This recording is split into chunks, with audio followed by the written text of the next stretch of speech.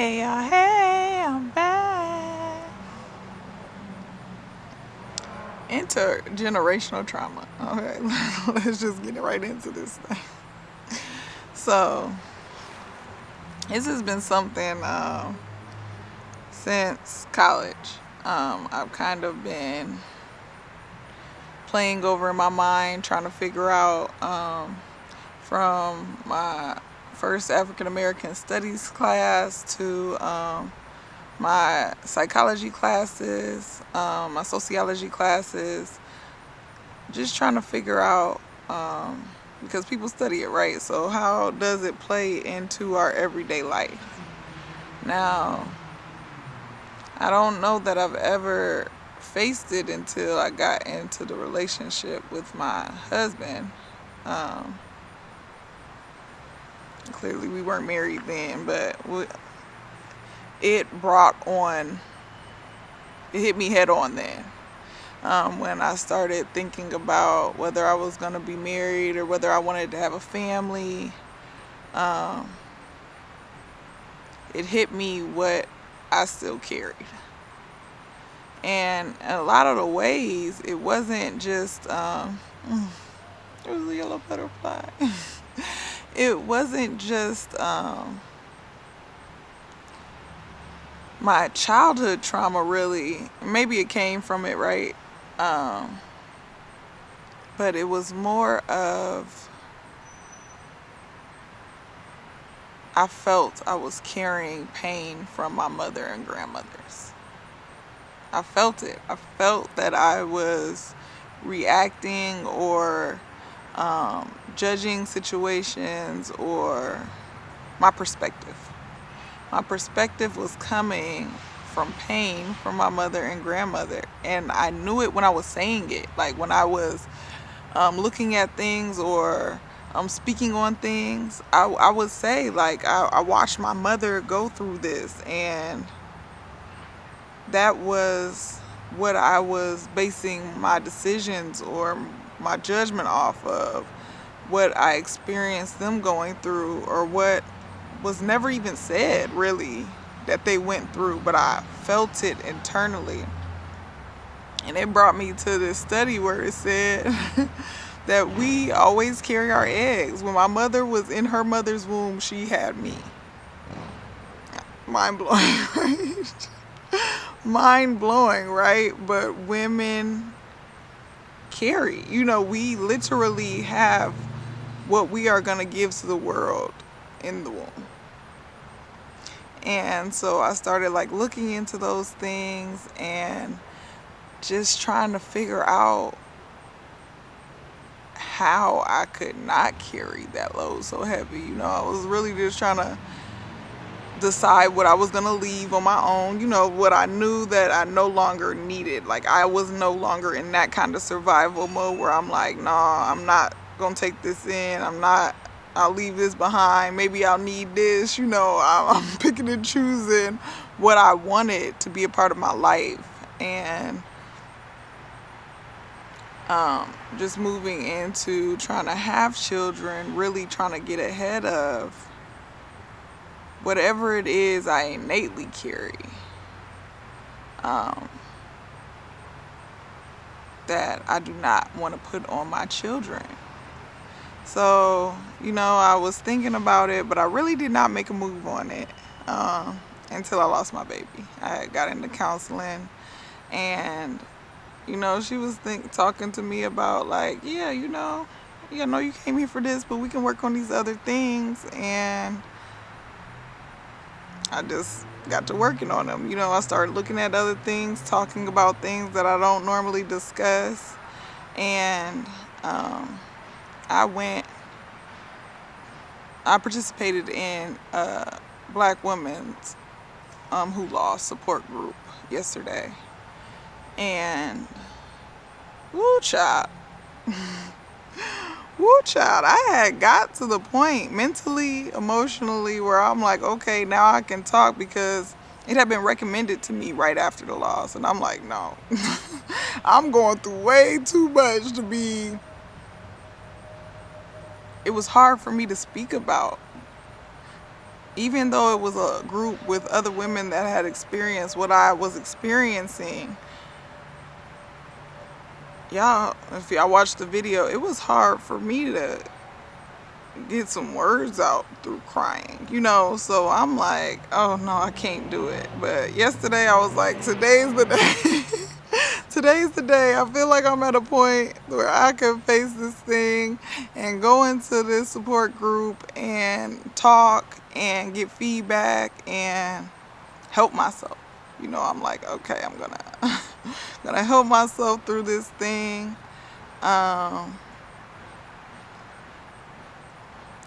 It definitely helped that I was able to speak with other people that knew my experience personally. It wasn't people looking at me crazy or trying to, woe is me. They understood personally what I was talking about, and that was very important, okay? I am grateful to God that I was able to be a part of that. But it was also very counterintuitive, maybe, to see like the statistics in real life, like to see the face of the women that have went through this. It wasn't just numbers on a piece of paper. To see, like, I think there was like 24 women in the group, and to see like from miscarriage to ectopic pregnancy to stillborns or losing their babies after birth, having them, holding them, loving them, and losing them.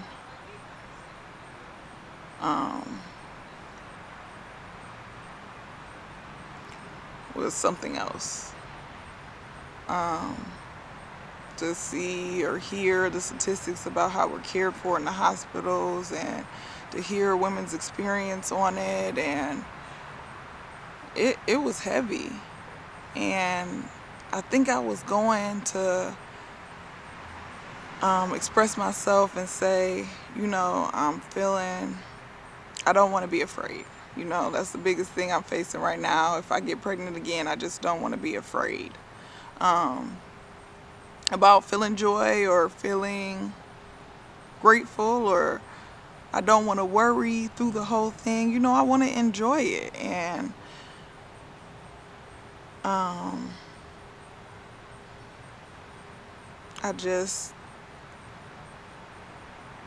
the pain that they were carrying was very heavy.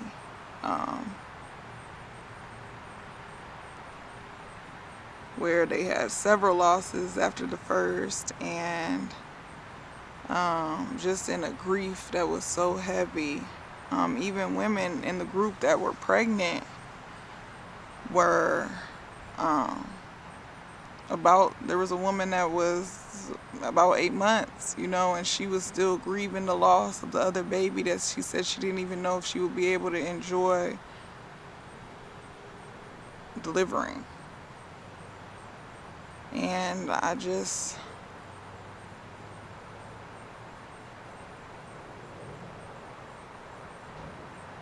can't be in that place.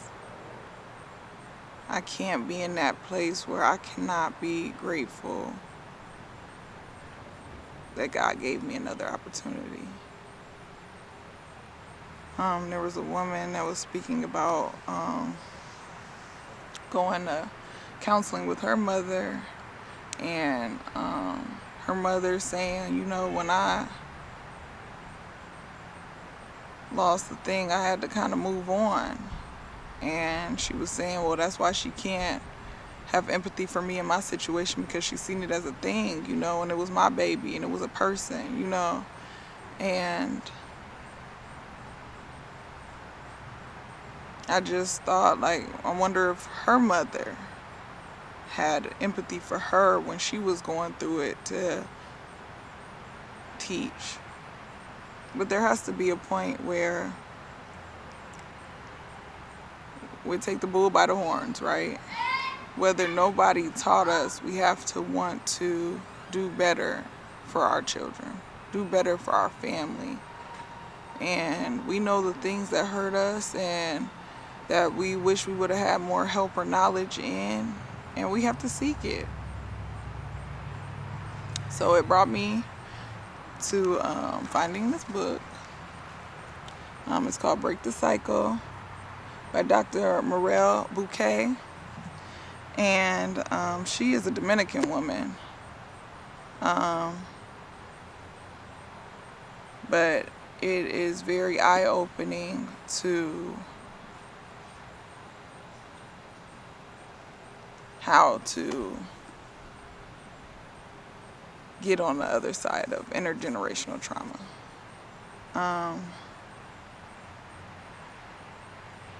And it's needed, y'all. We have to, we are in the time of knowledge.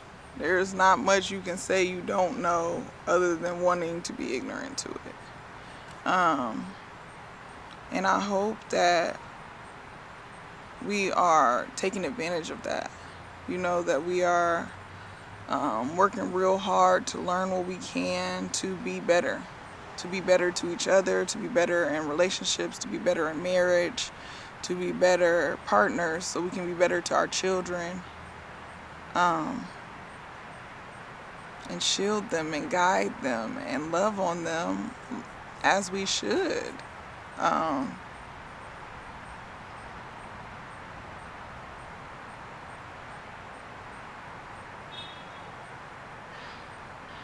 just can't. I've been talking to God for a long time. I cannot face my children as adults. And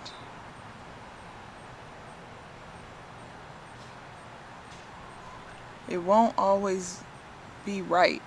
I won't always do everything right because I'm learning. And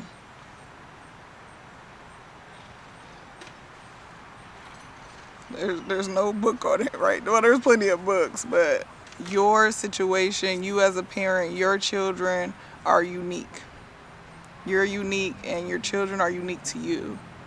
And I even heard a therapist say that not even each child experiences their parents the same, because when you were a parent to your first child, you had no other children. You were doing everything you can with this first new experience, and you have a little more knowledge with the second. So you won't even be the same person to each of your children because they have different needs and they need you to be something different to them. Each of them will. And you know, hopefully all these things that I am hearing and reading will give me light in raising my children or cultivating the family that God is showing me I'm going to have. But we're going to be constantly learning. But I want to be able to face my children where they want to be around me. They know that they will not find any other love or cheerleader or person that's going to have their back or guidance better than me on this earth. I want them to always run back to me and their father, knowing that we are their safe haven, and that's a place that they can find honesty and trust.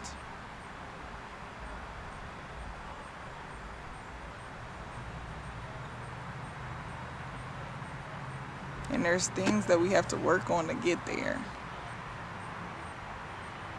I have been working on myself for years, and I will work till the death of me to be everything that I'm supposed to be. But you have to take advantage of the opportunities we have to give a better effort. We'll hear a lot, we did the best we can, and I'm like,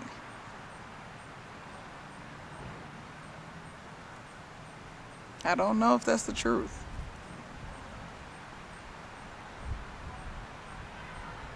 I understand now at this point in my life that the things I was searching for from the people that were supposed to guide and be ahead of me in certain things, they didn't have it. I do understand that. Um,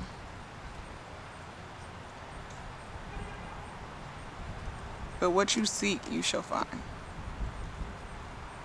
And I'm going to seek to be a better person, to be a better wife, to be a better mother.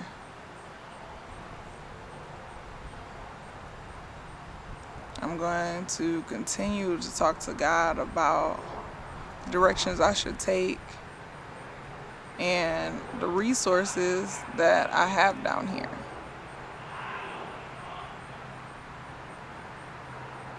We can continue to build our relationship with God and He can guide us, but we are so far away from what God originally created that He'll have to lead us to things that and just speak to us plainly. And He will. He'll direct us to things that make it practical to us. Things that we can read and watch and people we can hear from that can speak directly to who we are and what we need. And I'm so grateful to God for that. Because He can be like, y'all walked away from me. So I'm about to leave you to your own devices. But if you turn to God and build your relationship, He will. He'll show you exactly what you need to be doing. I was going through my grieving process, and I got a phone call and said, do you think you want to speak to a therapist? I hadn't even thought about that. And I said yes, and even after I got off the phone, I'm like, well, I can cancel the appointment, or if I go to the first one and don't like it, I'll just stop going. But it has been so fruitful in my life to be able to speak to somebody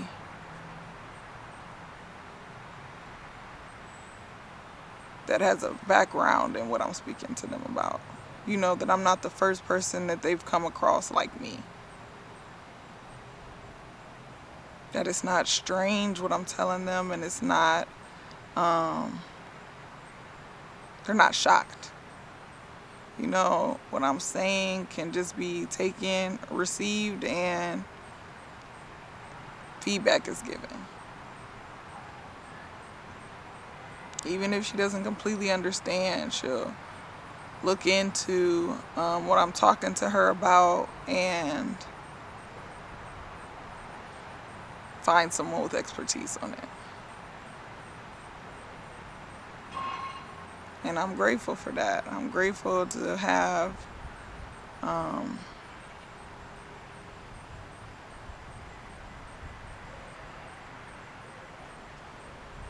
someone to help me grow. You know, I have my pastor, and I have my relationship with God, and I have my husband. But to talk to somebody doesn't have a dog in the fight. You know, to talk to somebody that just is like, well, this is what you want to work on, let's work on it. Let me help you figure out the best ways. And she takes feedback to say, like, if I'm not helping you properly, tell me and we'll figure it out. So I'm super grateful for that. But if you're not at the point to talking to somebody and you just want to take a peek, take a look at some things, I recommend you guys getting this book, Break the Cycle, A Guide to Healing Intergenerational Trauma, by Dr. Marielle Bouquet. And just check some things out. She breaks it down where your like asking yourself questions and seeing where you're at with things. It's not just her saying things to you, but getting you involved in. And it has little things you can do to excuse my neighbor, little things you can do by yourself or in a group or with somebody else to work on, see where you're at with it. So definitely will recommend this one. But we gotta move forward better. We gotta start trying to live more righteous in all things, especially in our family unit. It's the foundation for everything else. What happens in your home and what you're able to break off of you to be better for everything that's coming from you is always a perk, right? God knows what I deserve. God knows what you deserve. I love y'all.